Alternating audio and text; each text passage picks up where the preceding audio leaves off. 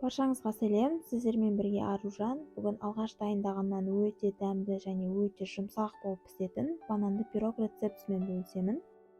Рецепттегі барлық қоспаларды мөлшермен бірге видео описаниясына жазатын боламын, ал ендеше пирогымызды пісіруді бастайық.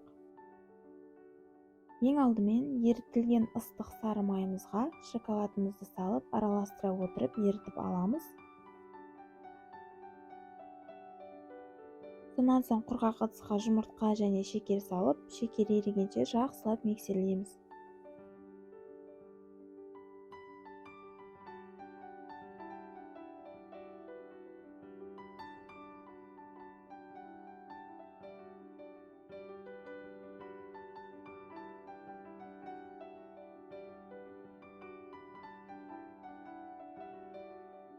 Жақсылап миксерлеп алдық. Шекеріміз ерігеннен кейін айран және ерітілген шоколадты қосып, тағы да жақсылап миксерлеп аламыз.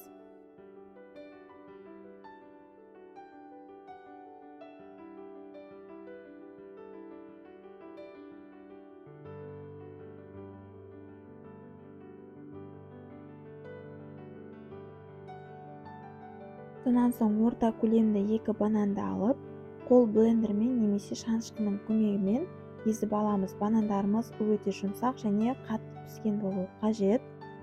Езілген банандарымызды дайындап жатқан қамырға қосып, жақсылап миксерлеп аламыз. Менде бұл кадр видеоға түспей қалған екен.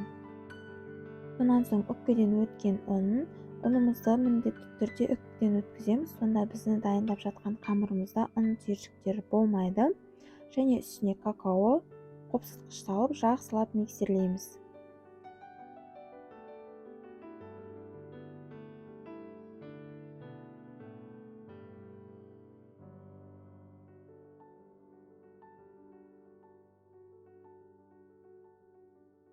Және мен дайындап жатқан қамырыма өз қалауымша жаңғақ қостым. Сіздер де өз қалауларыңызша қоссаңыздар болады.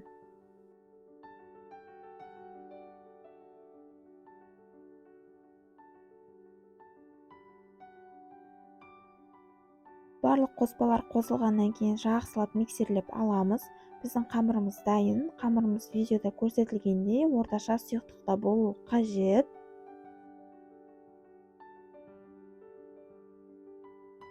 Сонан соң қамырымызды формамызға құйып, алдын ала қызып тұрған пеште 170-180 градуста 40-45 минутқа пісіріп аламыз.